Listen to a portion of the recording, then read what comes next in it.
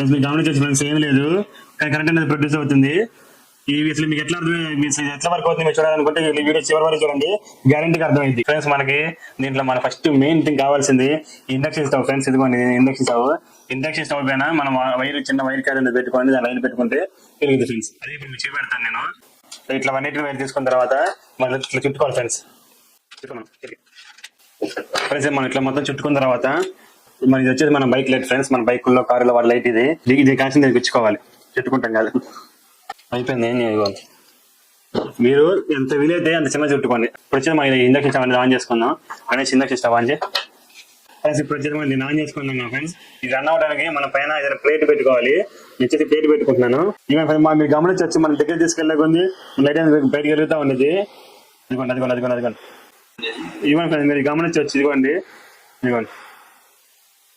మళ్ళీ ఇంకొకసారి